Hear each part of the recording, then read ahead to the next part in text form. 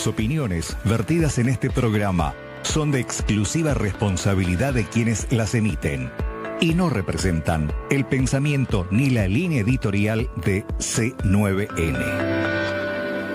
Mandau, cuando quieras, donde quieras. Urba Inmobiliaria, pon los pies sobre tu tierra. Blue King, porque lo natural es cuidarte. TLPSA Terminales y Logística Portuaria. Levaduras Copalsa, la vida del pan. Vertimine, tu compañero de viaje contra el vértigo, las náuseas y el mareo. Banco Familiar, el banco para vos. Quitadol, para cada dolor hay un Quitadol. Y yo chupé Quitadol. Puerto Fénix, solución integral en servicio portuario. Asismet, toda la vida. Avon, calidad que une generaciones. Multivitan Plus. Activa tu día todos los días con Multivitan 27 Plus. La Bomba Supermercados. Compras barato, compras mejor. Presentan Mirando Lejos.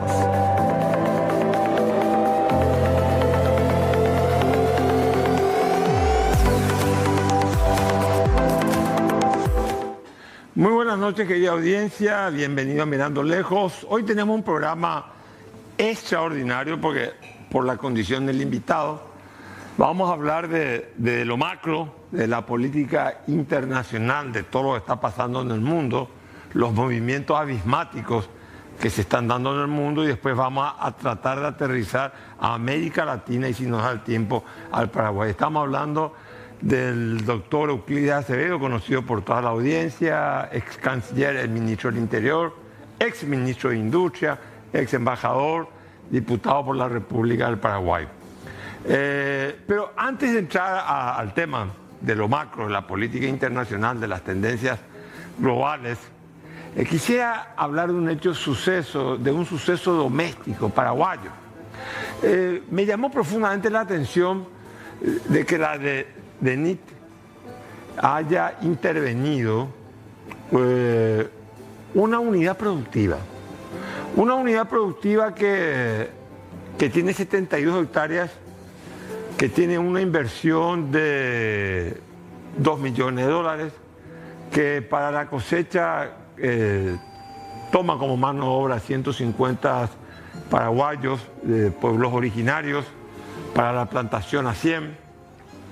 Me sorprendió muchísimo porque dije yo, a ver un poco, esta estancia que está aproximadamente, estas 72 hectáreas, están aproximadamente entre 680, 700 kilómetros de Asunción. Supuestamente era una unidad de contrabando. Entonces lo primero que yo pensé fue por un tema de sentido común. A ver, el contrabando tiene que entrar por Brasil, porque la Argentina se supone está hoy mucho más cara que el Paraguay, y que la Argentina tiene un tipo de cebolla totalmente diferente a la que nosotros consumimos en el Paraguay. Entonces, la cebolla tiene que entrar por territorio brasileño, venir de Pedro Juan Caballero, Salto del Guairá, estamos hablando de más de 300 kilómetros, llegar a Asunción y después ir hasta este establecimiento a 700 kilómetros. Y después volver a Asunción para, digamos, operacionalizar, qué sé yo, una actividad de contrabando, una actividad ilegal. Verdaderamente me pareció un sinsentido, y empecé dentro de mis posibilidades, pues no tengo un equipo de investigación, a ver qué sucede ahí. Y aquí la primera advertencia que yo digo: yo entiendo que todos los paraguayos tenemos que pagar impuestos. Siempre he dicho que el impuesto es el precio del progreso. Si queremos progresar los paraguayos, tenemos que pagar impuestos para invertir en educación, salud, infraestructura, seguridad, justicia, etcétera, etcétera, etcétera. Pero aquí hay algo que me llamó mucho la atención. ¿Por qué? ¿Por qué la DENIT y otras autoridades nacionales entraron con tanta prepotencia? Ya hace un par de semanas también tuvimos el caso de una cadena de supermercados que fue intervenida, y que nadie cuestiona que el Estado asuma y cumpla a cabalidad sus funciones de controlar, proteger al consumidor. Lo que queremos es que no se den abusos de derechos, actitudes arbitrarias y que por sobre todas las cosas se tenga una actitud hostil contra la producción. Y acá quiero ser prudente, por eso quiero exonerar de responsabilidad, porque no hay indicios de que tanto el ministro de la DENIT como el gerente de aduanas estuvieran involucrados en el operativo. Pero en la arquitectura institucional del Estado, nosotros tenemos que saber que la corrupción también se da en los sótanos. Muchas veces los funcionarios de menor jerarquía hacen su propio negocio sin que la gente de arriba sepa. Tanto Orué como Gómez, creo que se llama el gerente de aduanas hoy en día. ¿Por qué estoy haciendo notar esto? Porque me parece que una industria que fue, reconozco, realmente hay ciertas inconsistencias. ¿Por qué razón? Porque se usaban unas bolsas, una cuestión fitosanitaria, unas bolsas en donde eran ya recicladas y eran una bolsa para manejo interno, pero no para vender el producto fuera de la unidad de producción de la cebolla. Entonces ahí parece que hubo verdaderamente inconsistencia, había ciertas inconsistencias de carácter administrativo, en el sentido que las facturas de esas bolsas recicladas salieron a nombre del padre y sin embargo el pase que se tiene que pagar para traer el producto acá estaba a nombre del hijo. Hay verdaderamente cierta inconsistencia administrativa. Y si se cometen inconsistencias administrativas y son pasibles de pena, deben ser sancionadas. Lo que no podemos nosotros es tener desde el gobierno, no digo una actitud fiscalista, esto no es una actitud fiscalista. Fiscalista es cuando el Estado quiere recaudar más para contar con más recursos y gastar, digamos, de una manera abusiva o discrecional o sin una determinada racionalidad. Pero aquí estamos hablando del atropello, como de alguna manera, y no estoy defendiendo a nadie, cuando hay una cadena de supermercados que comete infracciones, sancionémosle a las unidades donde están ubicadas y sancionémosle a ellas y no a toda una cadena. No hay que abusar en la sanción, porque después eso se torna en algo que es muy perjudicial para el desarrollo de la economía. Se vuelve en extorsión. Y la extorsión es una práctica lastimosamente muy arraigada en el funcionariado público. En el funcionariado público, no estoy generalizando, se da la circunstancia en donde te generan un problema para después cobrar un peaje y con ese peaje, digamos, solucionarte el problema. Repito, esta unidad productiva que da mano de obra, que genera riqueza en el país, que produce cebollas para abastecer por 2 meses o menos de 2 meses a todo el consumo paraguayo, no puede ser que se haga tanta inversión económica para terminar siendo un contrabandista. El contrabandista o el contrabando es una actividad de intermediación que tiene que ver con los costos de producción. Si aquí es más barato, entonces yo de aquí traigo para acá en contrabando, pero es una actividad que no demanda capital, digamos, instalado, sino solamente demanda el capital financiero para financiar la actividad. Yo traigo, me voy, compro en el otro país el producto, meto, es la intermediación, coimeo y luego vendo en el Paraguay. En este caso estamos hablando de una unidad productiva, de paraguayos trabajando ahí, de generar, de incrementar el Producto Interno Bruto paraguayo. Y entonces el presidente Santiago Peña Orué y el gerente de aduana y todas las instituciones, también hemos visto a miembros de las Fuerzas Armadas. Yo recuerdo que los miembros de las Fuerzas Armadas hace 50, 60 años estaban defendiendo la soberanía nacional, no buscando cebollas. Eso es lamentable. Pero también he visto filmaciones, hace poco me mostró una persona en donde he visto miembros de la Fuerza del Orden haciendo pasar por el río Paraná ciertas mercaderías. O sea, hay una tendencia a reverdecer el contrabando. Hay que ser estricto en el combate contra el contrabando. El contrabando ha sido y seguirá siendo una desgracia para nosotros los paraguayos y para la industria nacional paraguaya. Ahora bien, eso no significa que las autoridades abusen del poder, que las autoridades se desvíen y que las autoridades, como en este caso, estén vulnerando el Estado de Derecho. Si uno vulnera el Estado de Derecho, lo que está haciendo es vulnerando la economía social de mercado. Nosotros necesitamos una economía social de mercado, unidades económicas que den puestos de trabajo con calidad y buenos salarios. Por lo tanto, esperemos que esto se aclare, pero honestamente, una unidad productiva que da 40.000 kilos hectáreas promedio, la unidad productiva, ubicada a casi 700 kilómetros de Asunción. Traer el producto de Brasil, llevarlo hasta allá y después traerlo a Paraguay para hacerlo de contrabando, verdaderamente no resiste al sentido común. Como dije anteriormente, hoy vamos a estar con un invitado de lujo, el doctor Euclides Acevedo. Voy, me acerco a saludarlo, mi maestro Euclides Acevedo. Querido Euclides. ¿Cómo te va, Carlos? ¿Cómo estás? Cariño de tenerte acá. Igualmente, muy amable, gracias. Bueno, decime vos que estamos... Euclides tiene una vida muy extensa y fue precoz en tanto en los conocimientos como en recorrer el mundo. Yo lo recuerdo a él, siempre lo comenté en un libro y todo. Cuando lo conocía de nombre y llegaba a España, me enseñó a leer Polanska y Miliband. Pero hay cosas que son anteriores a esa vieja España. Euclides, siendo muy joven, por ejemplo, convivió en un kibutz en Israel. Es un conocedor de Israel y creo que también es un conocedor de la política internacional. ¿Qué impresión en aquella ocasión te causó Israel? No sé si estuviste después de nuevo en Israel. ¿Y cuál es tu opinión con respecto a esto es paz definitiva o es tregua lo que se firmó? Bueno, pues Israel tiene muchísimas aristas que cualquier investigador puede exponer con bastante claridad.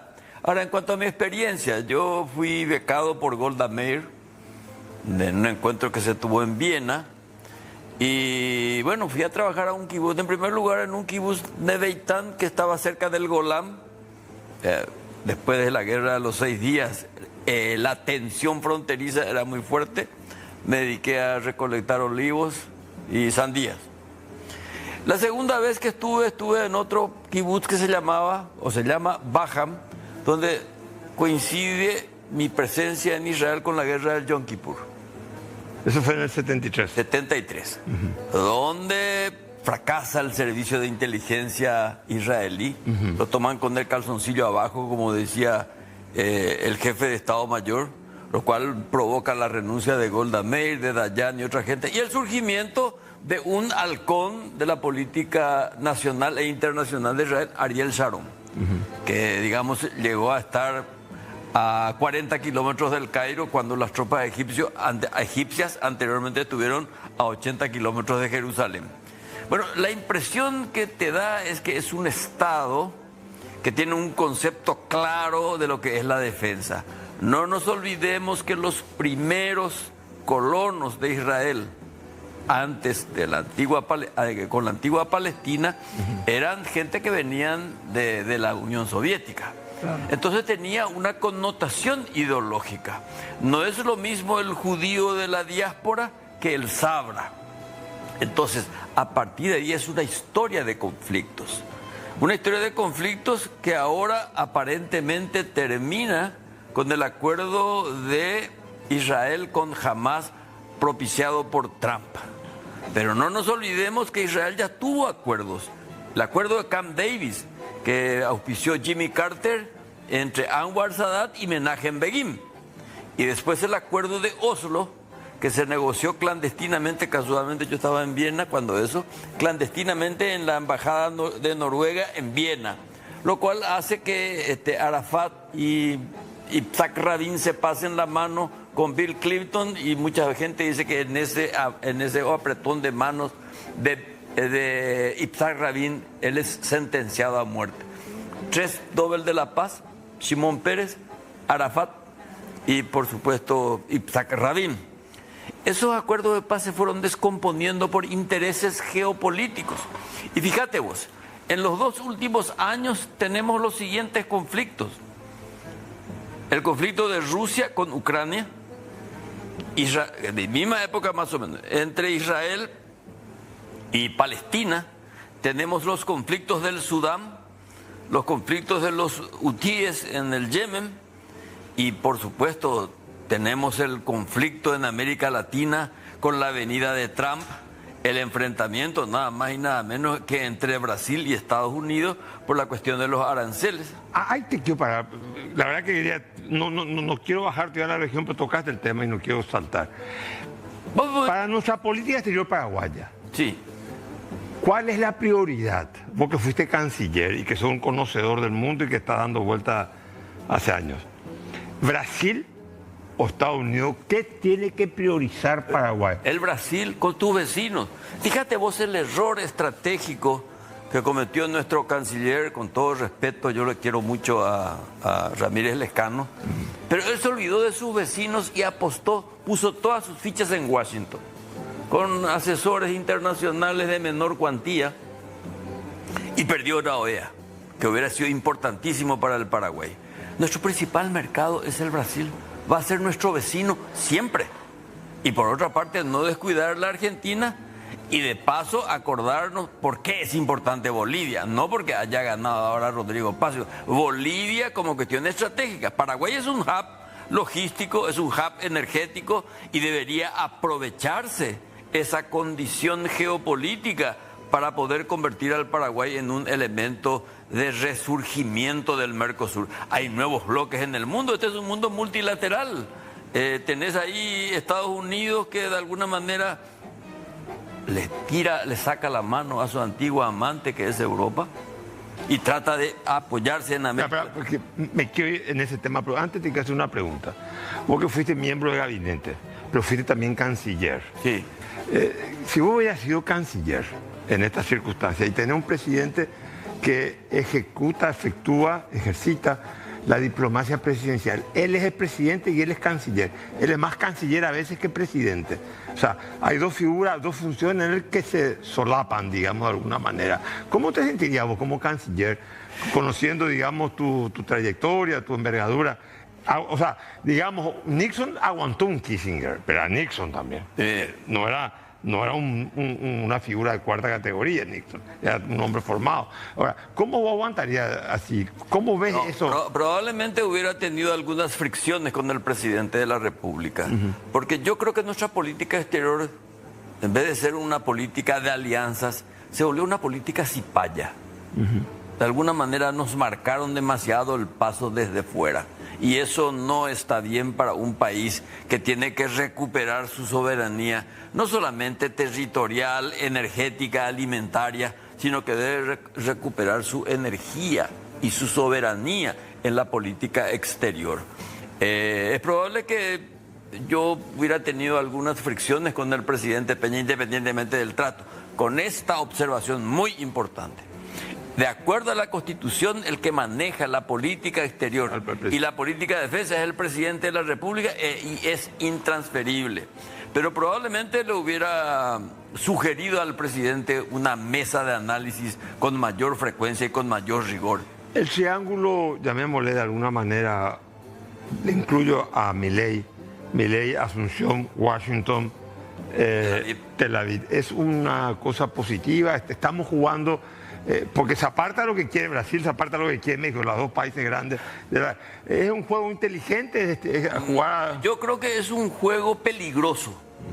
Peligroso para nuestra soberanía y peligroso para nuestra economía, porque al final de cuentas nosotros no tenemos por qué pelearnos con nadie. La política exterior, la política de la diplomacia es convenio, pacto, negociación y mercado. Si nuestro principal mercado es Brasil, nosotros no podemos desatender, es nuestro aliado. Nos votó en contra en la OEA. ¿Cómo? Nos votó en contra en la OEA. ¿Y por qué? Porque le abandonamos y porque nosotros tuvimos una política muy escorada hacia Estados Unidos. Fíjate vos, Paraguay en su historia, y vos conocés mejor que yo, y me acuerdo que Mateo Piñataro ya hablaba de esto desde la libre navegabilidad de los ríos, que Paraguay siempre jugó a la integración, siempre jugó a la conciliación. Y en ese conflicto entre Estados Unidos y Brasil, Paraguay hubiera jugado un rol de conciliación en el sentido de decir, miembro del Mercosur, miembro de un bloque importante, aliado estratégico de los Estados Unidos, decirle, che, ¿por qué te vas a pelear con Lula? te puedo hacer una pregunta, Euclides, a partir de toda tu experiencia y tu conocimiento. Cuando uno diseña una política exterior, uno tiene que pensar con un criterio normativo, ¿el mundo debe ser así o el mundo es así realmente? ¿Cuál es el criterio que tiene que tener una persona que quiere fraguar una política exterior? ¿Un criterio normativo o si no, el mundo es así? La diplomacia nunca se basa en especulaciones y nunca se basa en fantasía. Se basa en realidades, por lacerantes que fueren. Por eso es que yo creo que nuestra política exterior se ha desconectado de algunas realidades en el mundo. Fíjate vos, nosotros tenemos un vecino que cada vez es más poderoso dentro del BRIC, un grupo económico e internacional muy potente.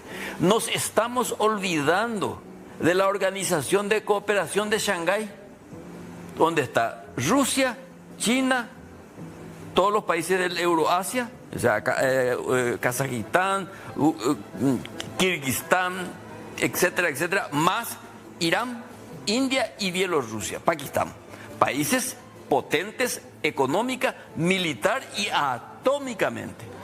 Y nosotros estamos descuidando a uno de los que se va a sentar en la mesa para repartirse el mundo en los próximos años, que es Rusia. Nosotros no tenemos embajador en Moscú. Estamos lejos de ahí. Algunos consideran que somos... yo no creo que seamos el aliado estratégico de nadie, menos de Estados Unidos, por nuestro tamaño, por nuestra dimensión, por nuestro peso, por nuestra gravitación. Pues te pregunto, ¿estamos, digamos, muy cerca de Estados Unidos y estamos muy lejos de ellos? Mira, vos fuiste también vicecanciller y sos un experto en política internacional. No te quiero repetir una frase que era muy romántica en los años 60, cuando los mexicanos decían: estamos muy lejos de Dios y muy cerca de los Estados Unidos. Nosotros estamos lejos de Estados Unidos en términos comerciales. Estamos prácticamente siendo una especie de escala técnica de ellos en su control en el área.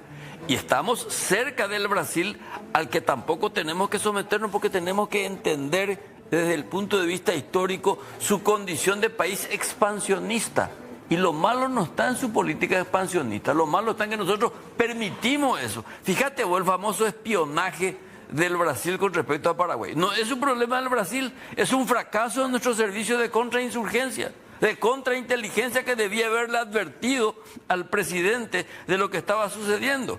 Y por otra parte, acá no hay tantos secretos como para que, digamos, haya... ¿Te parece que se justifica postergar la... Pero en absoluto, ese es un error gravísimo. ¿A quién le beneficia? El anexo, o sea, hay que negociarlo. Claro que hay que negociar. Escúchame, vamos a ver la historia. Kissinger y Le Duc negociaban en el Jorge V en París mientras se seguían matando norteamericanos y vietnamitas en el delta del Mekong. Siempre hay que negociar cuando están en juego intereses estratégicos como es el agua, en este caso la cuestión relativa a Itaipú, donde vos estuviste y vos conocés. ¿A quién le beneficia esta postergación? Al Brasil. Entonces nosotros somos bastante papas fritas en la visión estratégica de los hechos reales. Y yo creo que ¿Por qué el canciller no lleva la negociación de Itaipú y la lleva el ministro de Industria? Y habría que preguntarle eso al presidente Peña. Porque ¿Te parece correcto? No, el que debería negociar es el canciller. Él es su responsabilidad, es su área, es su hábitat, es su función, además intransferible. No digo yo que no forme parte de la mesa de negociación el ministro de Industria, el presidente de la ANDE y otros elementos estratégicos que tiene el Paraguay en cuanto a instituciones, pero el que debe conducir es el canciller de la República, no hay otro. La actitud del gobierno americano y del embajador americano que se retiró del anterior, ahora creo que no tenemos todavía embajador americano acá en funciones por lo menos, ¿fue un acto de invasivo con respecto a la soberanía paraguaya? Claro que fue una injerencia, no te quepa la menor duda. O sea, nosotros los paraguayos... Independientemente de la figura... No, olvídate la pregunta. Los paraguayos sabemos quiénes son inocentes y quiénes son culpables. Y lo único que pueden determinar son los fallos del Poder Judicial paraguayo. Nadie más. Claro que hubo una injerencia, sin ninguna duda. Nosotros podemos aceptar la cooperación, podemos aceptar la comunidad de información, pero la injerencia en absoluto, eso es una falta de respeto. Y nuestra historia está clara. ¿Vos crees que no es la primera vez que los americanos se meten. En la época de Morínigo se metió y lo echaron. Glassman fue echado también por Guamosi, que le llamó a Clinton y llévamelo de acá. ¿O no es así? Sí, así fue. Vos conocés mejor si vos sos amigo del presidente. Decime una cosa, en política exterior entonces no hay que luchar contra la realidad. No, jamás, al contrario. Hay que asumirla, hay que administrarla y siempre hay que negociar. En diplomacia, y vos mejor que nadie sabés lo que en cuanto a gobernabilidad se refiere, en diplomacia la palabra imposible no existe. Siempre es posible el acuerdo, siempre es posible la negociación, siempre es posible el pacto. Por eso, la política exterior en un Estado moderno y serio debe diseñarse en el Ministerio de Defensa. Porque defensa es defender los intereses nacionales. Y la política exterior debe buscar simplemente la venta de productos. El embajador es un espía y un comerciante. Bueno, tenemos que irnos a la pausa, pero antes te quiero hacer te dejo algo colgando. Dijiste una cuestión fuertísima. La amante de los Estados Unidos, Europa. Bueno, que no te escuche los europeos. Aparte vos sos formación europea, no sos formación norteamericana. O sea, segundo lugar, quiero saber si vos estás notando que en la última reunión Trump le dijo a los ucranianos y a los europeos: arréglense ustedes con la guerra a Ucrania, este no es mi problema está en el Pacífico, mi problema está en el Medio Oriente y este es un problema europeo. Pues me responde después de la pausa. Perfecto.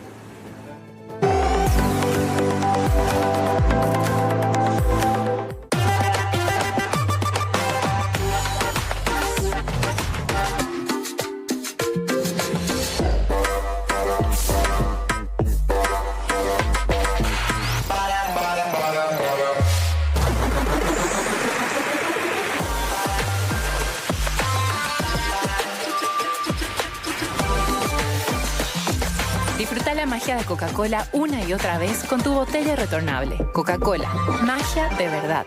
Con Multivitam 27 Plus, hace más todos los días. Elegí hacer una serie más. Elegí ganarle al cansancio. Elegí leer un libro. Elegí jugar más. Elegí hacer maratones. Elegí sentirte mejor todos los días. Multivitam 27 Plus. Elegí más para tu día. Cuando te preparas para disfrutar de una aventura, a veces el vértigo y el mareo no te permiten disfrutar. No dejes que nada te detenga.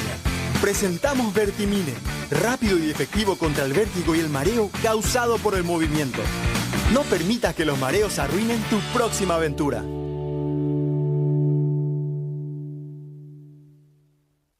Osito, osito, yo quiero mi osito. Amanda te trae tu postre exquisito. Helado cremoso es tu postre, osito. Osito, osito, mi postre es osito. Amanda te trae tu postre exquisito. Es tan delicioso tu postre, osito. Osito, osito, mi postre es osito. Proba el nuevo postre osito de Amandao.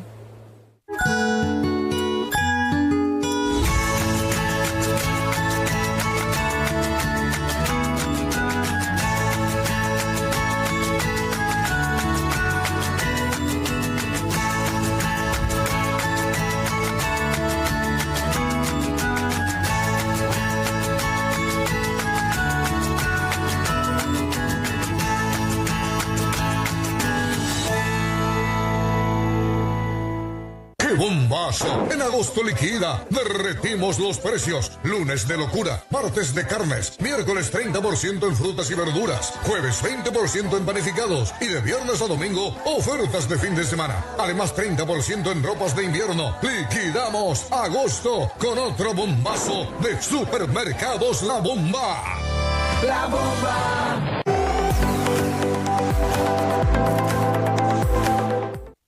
Bueno, seguimos, Euclid. ¿Qué pasa? ¿Cómo se resuelve Ucrania? A ver, parecería que Ucrania fue dejada a su suerte, en el sentido de que, desde mi punto de vista, la guerra está perdida para Ucrania y Rusia daría la impresión que se queda con Crimea y las otras dos territorio. ¿Cómo vos ves las soluciones? Bueno, el asunto de Crimea es un tema aparte y es milenario. O sea, siempre perteneció a Rusia. Lo que pasa es que Stalin, para congraciarse con Nikita Khrushchev, que nació en Kiev, donde también nació Golda Meir, o sea, son compueblanos, por decirlo de alguna manera, les regaló Crimea. Después, con la caída del muro de Berlín, Crimea pasó a Ucrania, y después buscaron la manera que Crimea retorne a la madre Rusia. Yo creo que el conflicto de Rusia y Ucrania es muy parecido a lo que pasó en los misiles en Cuba, ¿verdad? Que estaba demasiado cerca de la frontera de seguridad de los Estados Unidos, y Kennedy le dijo a Khrushchev: mira, vos me desapareces esto, acá se arma un quilombo. Tuvo que ceder Khrushchev, pero le exigió a Estados Unidos retirar los misiles de Turquía. Ahora bien, ¿qué es lo que sucede? Putin advirtió claramente a la Unión Europea y a Estados Unidos: no me pongan a la OTAN en los ombligos de mi frontera. Claro. Saquen eso. Entonces, lo que pasa es que detrás de eso están los grandes intereses del petróleo, del gas. Los banqueros, la industria militar y, en los últimos tiempos, la industria inmobiliaria, que se van a merendar Ucrania, no te quepa la menor duda. No solamente va a perder su soberanía política y militar, sino que va a perder su soberanía inmobiliaria. O sea, a ver, el gobierno Zelensky, el presidente ucraniano, fue a pelearse con la realidad. Claro, exactamente. ¿Cómo vas a pelearte con alguien que no pudo con él ni Napoleón ni Hitler? Además, es una potencia atómica. Yo por eso hay cosas que no entiendo, y Josep Borrell explica muy bien. Vos le conocés a Borrell, que fue ministro de Exteriores de la Unión Europea, ya trabajaba con nuestro amigo Felipe González durante el gobierno. Es un catalán muy inteligente. Es físico, ¿verdad? Él es físico. Él es físico, es natural, es físico. Y bueno, él es muy claro en el sentido de decir: esta guerra está perdida. Y ese rearme que, por ejemplo, tu querida y admirada Alemania, yo no puedo entender el rearme alemán. ¿Qué está detrás de todo esto? Alemania no le va a ganar la guerra a Rusia, e Inglaterra tampoco. O sea, hay cosas detrás que no sabemos, o sabiéndolo no lo queremos decir, o no lo podemos decir.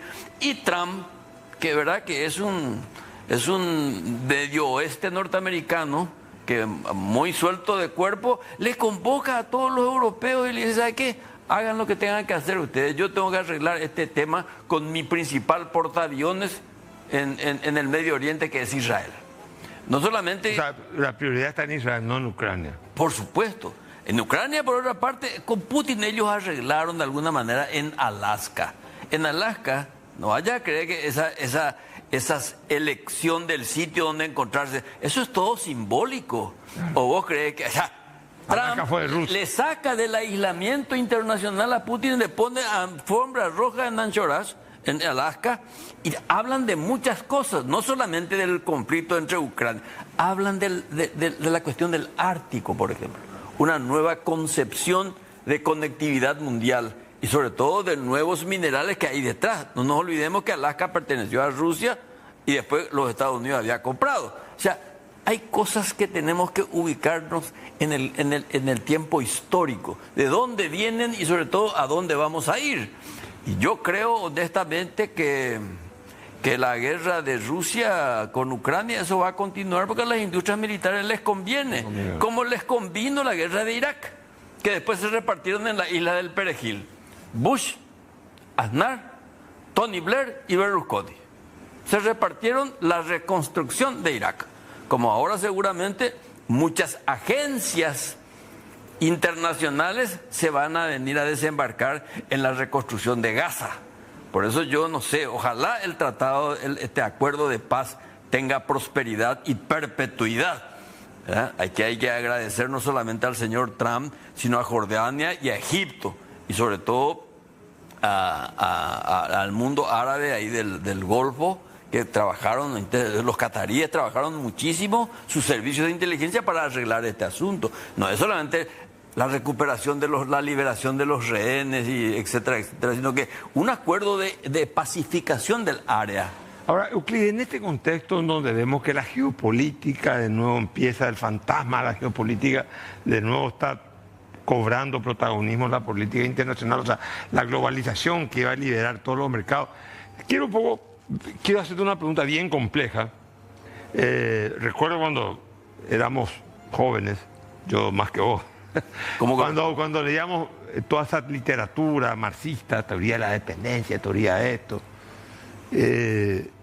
teníamos unos marcos teóricos equivocados, ¿no? Claro que el mundo del bipolar de la Guerra Fría era más predecible. Sí. Pero nosotros discutíamos todo, pero hoy en día que Fukuyama, ya cuando cayó el muro de Berlín, el final de la historia, el último hombre, el triunfo universal del liberalismo en el mundo de las ideas, pero sin embargo yo estoy viendo que en el mundo de las ideas la gente empieza, te pregunto, si mi percepción es equivocada o no, empiezan a haber competencias de modelos. La gente dice, ¿qué nos ofrece?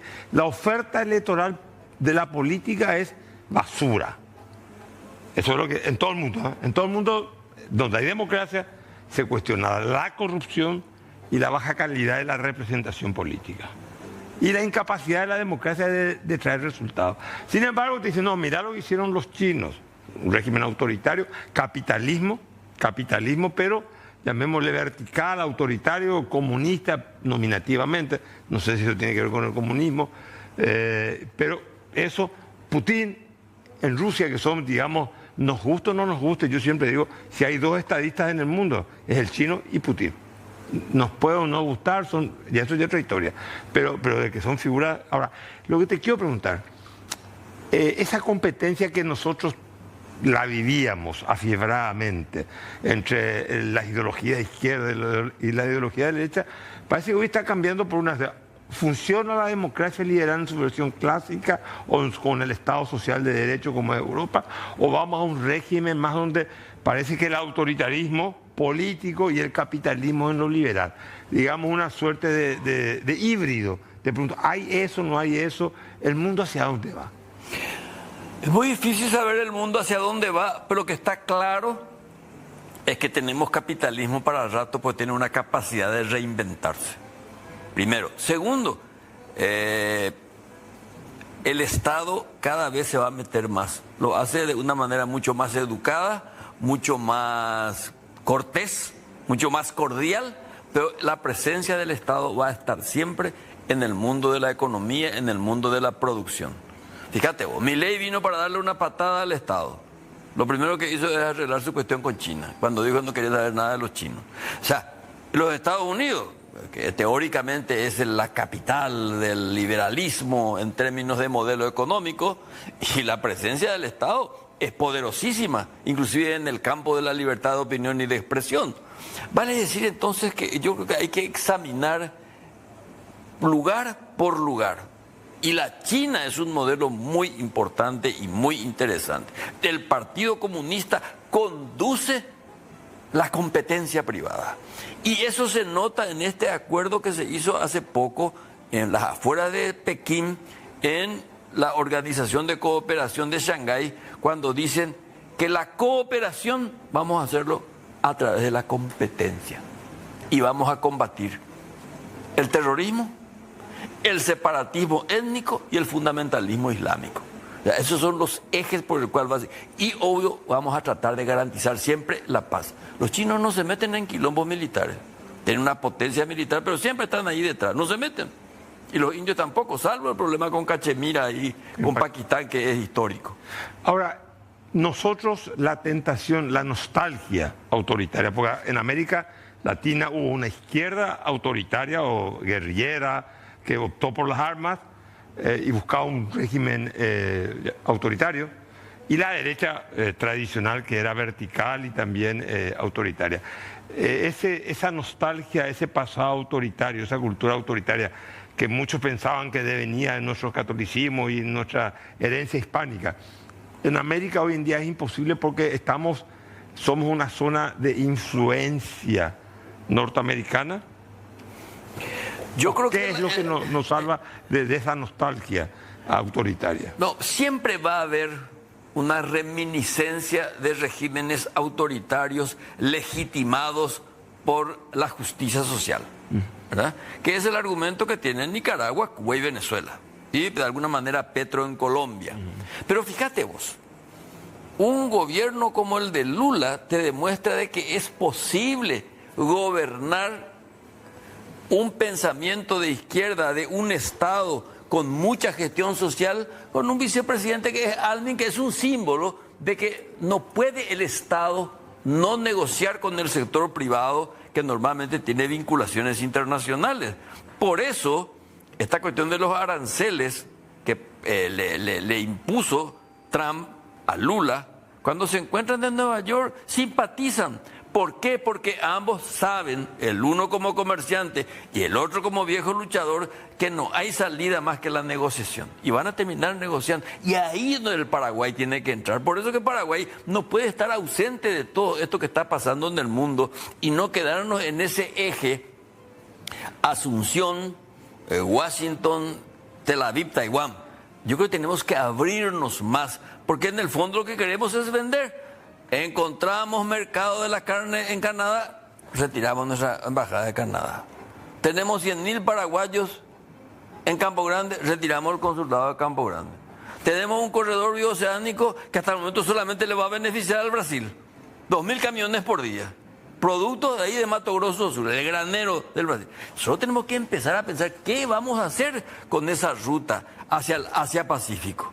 ¿Qué vamos a hacer con Bolivia ahora que el señor Paz va a recuperar la DEA, va a recuperar la embajada en Washington y por supuesto la embajada norteamericana en La Paz, que no desde la época de Morales que se clausuró todo eso? Ahora, ¿te parece que este presidente Paz, el hijo de Paz, de Jaime Paz, es la derecha tradicional o es una derecha, digamos, un centro derecha, un liberal con cierto contenido social, con mucho contenido social? Todo el mundo dice que es de centro derecha y que es de derecha. No, yo no creo eso. Primero porque este fue alcalde de Tarija, fue senador, fue diputado y es hijo del líder del MIR, Movimiento de Izquierda Revolucionaria, que era Jaime Paz Zamora. Te contagian, te traducen, te trasladan. Heredás eso. Entonces, él tiene un pensamiento en el fondo socialdemócrata, aunque dice que es demócrata cristiano. La democracia cristiana, salvo la CDU en Alemania, no existe en ninguna parte como poder e influencia política. Yo creo que hay que prestar mucha atención a lo que va a hacer Paz, que va a tener que solucionar el problema del combustible y la ausencia del dólar. Y no va a tener otra alternativa que endeudarse para poder, digamos, equilibrar esta crisis de carácter fiscal que tiene Bolivia. La prioridad, volviendo un poco a la política norteamericana, la prioridad norteamericana daría la impresión que es el Pacífico, porque está digamos, la disputa del liderazgo, no te digo hegemónico con China, ¿verdad? Claro. El Pacífico.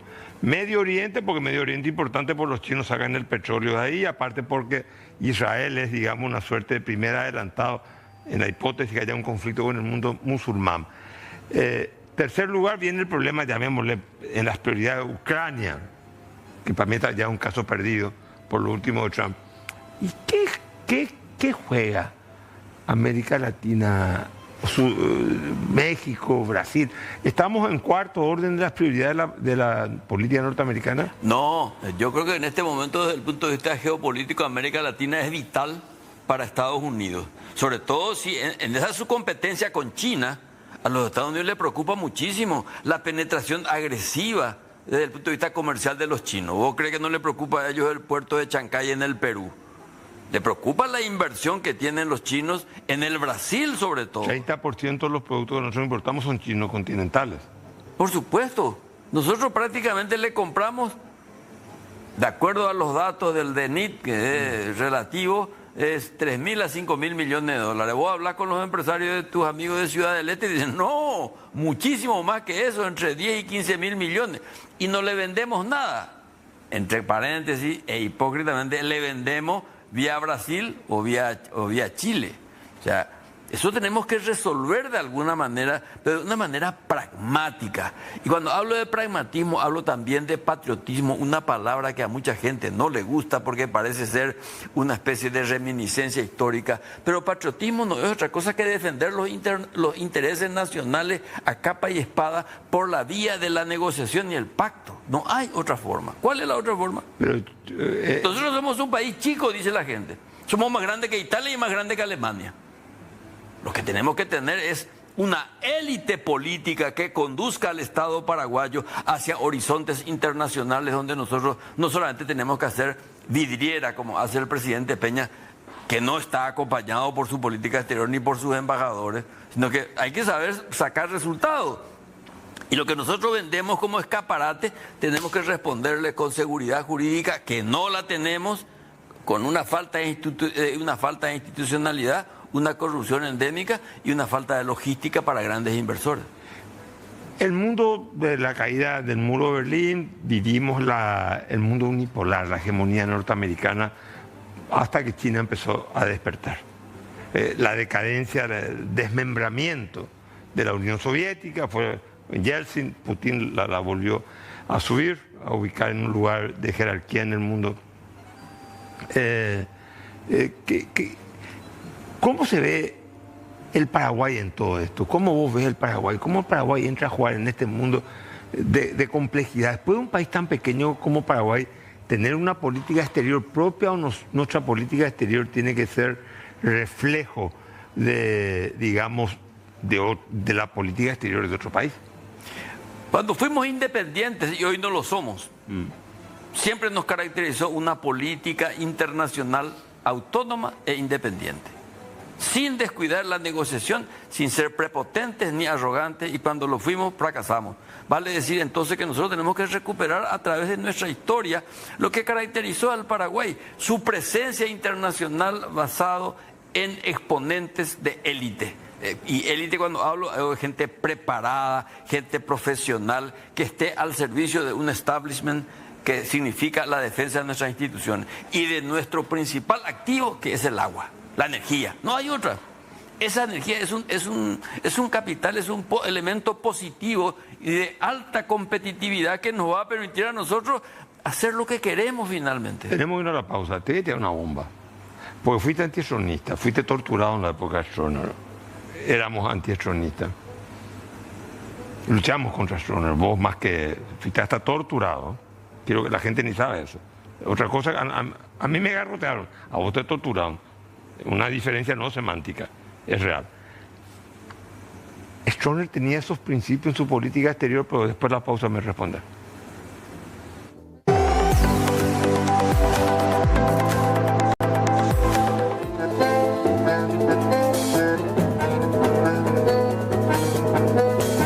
Bueno, te repito, fuiste torturado, éramos antiestronistas. La pregunta que te quiero hacer es, esa definición que hiciste de política exterior, de mantener la identidad con la independencia, ¿vos pensás que eso hubo en la época de Stroessner? Por lo que me decía ahora, eso está ausente de la política exterior. Sí, claro que hubo. Fíjate vos. Te dan tres personas nomás. Hipólito Sánchez Kell, Sapena Pastor y Carlos Saldívar.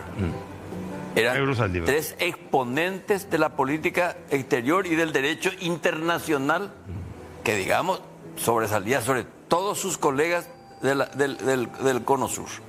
Quiere decir entonces que en aquella época la política exterior, que por constitución la manejaba Stroessner, tenía un establishment que le decía, esto hay que hacer. Y esa famosa política pendular, en realidad que es un invento mediático, pero realmente el Paraguay en esa época entendió muy bien su salida al este. Y ahí jugó un papel importante Edgar Linneo Infran. Entendió muy bien esa política y también el despegue inteligente del Río de la Plata. O sea, había una concepción estratégica. Fuera de la dictadura, fuera de la violación de los derechos humanos, no importa eso. Como Estado teníamos una idea muy clara hacia dónde teníamos que irnos. Y hoy tenemos que saber que nuestro horizonte es el Asia-Pacífico y es el fortalecimiento del Mercosur. Nosotros no podemos salir del Mercosur. ¿A dónde nos vamos a ir? Entonces tenemos que jugar. Por eso nosotros tenemos que convertirnos los paraguayos y el Paraguay en su política exterior en el resucitador del Mercosur como bloque. ¿Por qué? Porque hoy el mundo está dividido en bloques. Y si nosotros no actuamos en bloque, vamos a desaparecer como Estado o vamos a convertirnos en un kiosco. O sea, el sello regional debe ser el distintivo de la política exterior paraguaya. Sin duda, sin duda. El sello regional. Absolutamente, así mismo. Nosotros tenemos que ser, además esto es histórico. ¿Quién habló por primera vez de la regionalización, de la comunidad regional en materia internacional? En la nota del 20 de julio el doctor Francia. O sea, no es nada nuevo. Por eso que tenemos que recurrir a nuestra historia para entender. ¿O vos crees que Eligio Ayala no manejaba la política exterior de acuerdo a los intereses coyunturales de la República? Que era, digamos, la lucha con un invasor de nuestro territorio, que en aquel entonces era Bolivia, estimulado por la Standard Oil Company. ¿Sos un admirador de Eligio Ayala? Sí, como estadista sí. Como hombre no. ¿Por qué no? ¿Y por qué murió como un pelotudo? Estoy corriendo. Bueno, y decime una, pero fue el gran... pero ese amigo era un genio. ¿Cómo puedo entender que un paraguayo que nació en Buyapeú llegó a jugar ajedrez con Lenin en Berlín? ¿Vos podés poder creer eso? O sea, es un paraguayito de la Gran Siete. Le traicionó su inteligencia emocional. Claro, correspondía a una época. Hoy día nadie ya se pelea por una mujer. Coste que vale la pena. Vale la pena. Hubiera negociado con su sombrero.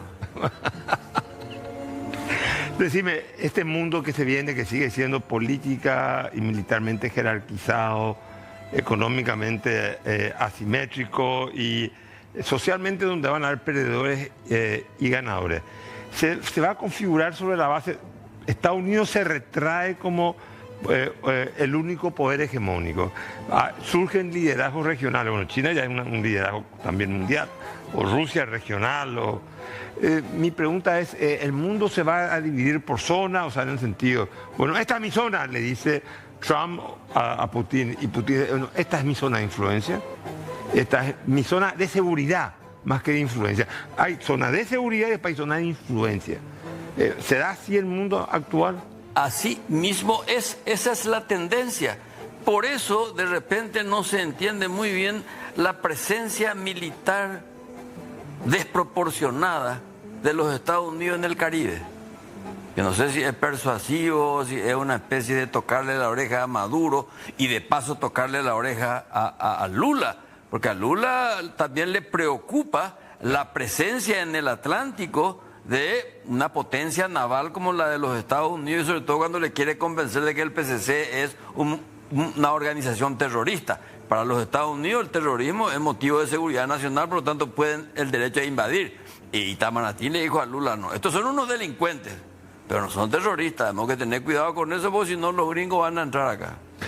¿Te parece que la presencia de Estados Unidos enfrente a Venezuela, navegando en aguas venezolanas, nos recuerda, es una reminiscencia del pasado? Volvemos a ese Estados Unidos que quiere intervenir, o Trump sabe lo que le cuesta a cualquier país hoy en día tener una actitud invasora? Invadir un país hoy en día es algo costosísimo en costo de vida. Alto costo. Mira, Trump es un provocador muy inteligente y en su provocación obtiene réditos en la negociación. O sea, no nos olvidemos que los tejanos y el mundo petrolero norteamericano sigue negociando con Venezuela. Venezuela tiene la mayor reserva petrolífera del área o del planeta, si vos querés, ¿verdad? Entonces no está en condiciones de invadir así nomás. Probablemente la única salida de que la invasión es una insurrección militar que puede ser estimulada de adentro, con la presencia de agentes de la CIA. A Maduro no le va a echar la invasión norteamericana, le va a echar la Fuerza Armada en la que se sustenta, si es que hay. O sea, lo que está buscando Trump es el autogolpe. Probablemente. O sea, sí. Alguien del sector más blando, Sí, o las palomas, como decían antes. Claro, así como lo hizo con Carmona, con Chávez. Esta es una penetración directa, una injerencia directa de los Estados Unidos. No tuvo todo éxito nomás. ¿Qué vigencia le ve vos políticamente, y también eso ya quiero que incluyas a Paraguay, la emergencia de los populismos que en el año 2000, ya sea con Chávez, con Correa, con Kirchner en Argentina, eso se repite, eso se puede volver a repetir? Que haya... yo no creo, porque la experiencia del fracaso de esa política, porque el populismo es la patología digamos, de los regímenes autoritarios y antidemocráticos. Y terminan jodiendo, ¿por qué? Porque recurren al subsidio, al asistencialismo y por lo tanto a la industrialización del ocio. Yo no creo que eso vuelva, en absoluto, no creo. No creo que tampoco tenga éxito una política así antiestatal, rampante, como lo quiere hacer Milei en la Argentina. No, yo creo que vamos a ir... El modelo siempre es Lula, el modelo siempre es Chile, el modelo es siempre... O sea, el orden político y el orden social no responden a una lógica de generación espontánea. No, debe haber una no. inteligencia política que la estructure y la ordene. Sin ninguna duda, no hay, en política no hay nada espontáneo. Todo está planificado y normalmente por poderes fácticos que no conocemos, no vemos. Por eso, en nuestra política exterior, el servicio de inteligencia es fundamental. El servicio de inteligencia tiene que nutrir al canciller, a la Cancillería y al presidente de las informaciones procesadas que se traen de afuera y de adentro. Sin eso vamos a ciegas. Un Estado sin servicio de inteligencia competente, con agentes ilustrados, preparados, no va a funcionar. El éxito israelí, el éxito norteamericano, el éxito chino, el éxito brasilero está en su servicio de inteligencia. Vos que fuiste ministro del Interior y canciller, ¿hay eso en Paraguay? No. Hay, pero hay de manera nominal. No puede ser que un Servicio Nacional de Inteligencia, que es de acuerdo a la ley, que nosotros fuimos auspiciadores y después terminó con el señor Rubín, tiene que coordinar todas las agencias de inteligencia que hay. Acá todo el mundo tiene su unidad de inteligencia y nadie coordina esas informaciones y eso el procesamiento de... Y esa coordinación de la inteligencia la tendría que hacer las Fuerzas Armadas, un organismo civil o la policía. No, un organismo civil es el servicio de inteligencia, que tiene que nutrirse de las agencias de inteligencia que hay en las Fuerzas Armadas, en la policía y en otros organismos del Estado. Pero hay un solo organismo. Por ejemplo, el ministro Alcaraz debe coordinar y ejercer su condición de ministro de inteligencia. Los otros todos son secretarios que tienen que nutrirse. Y acá hay estúpidamente una rivalidad entre las agencias de inteligencia ñanandú que tenemos. O sea, el Estado paraguayo en eso sigue siendo un Estado premoderno, tradicional, digamos, manejado como una suerte de estanco. No hay una visión integral de la... Bueno, yo creo que tu descripción es muy generosa, muy clemente y muy benigna. O sea, realmente estamos súper atrasados en esa materia. Por eso es que acá los agentes de inteligencia, que está minado el Paraguay de eso, se divierten y se entretienen, no tienen interlocutores. O sea, estamos hablando de otras embajadas, la brasileña. Claro, la brasilera, la AFI, la argentina. O sea, el Ministerio Público debería tener una unidad de inteligencia. Porque si no tiene unidad de inteligencia, ¿cómo va a manejar la información que le llega? Decime, desde que nacimos, gobierna el Partido Colorado. ¿Eso va a terminar, seguirá siendo así o vos ves alguna chance dentro de la oposición? Yo creo que a corto plazo, al no existir oposición, solo existen opositores, protagonistas más mediáticos que organizacionales. Vamos a tener todavía un periodo más del Partido Colorado, que probablemente la alternancia va a venir por la vía de la disidencia, pero esa alternancia es cosmética, porque a la hora de la verdad los colorados se entienden todos y se pelean cuando se reparten mal los territorios de negocios. Y yo creo que la oposición tiene que tener ideas, tiene que tener proyectos, y de momento yo creo que lo que tiene que hacer es una estrategia de tener una mayor presencia parlamentaria. Un poder legislativo no podemos seguir teniendo como el que tenemos, donde con esta mayoría se hace lo que se quiere y la oposición prácticamente está ausente sin aviso. Estuvimos, como diría nuestro amigo Humberto Rubín, porque fue muy amigo también de Euclides, una noche más. Mirando lejos.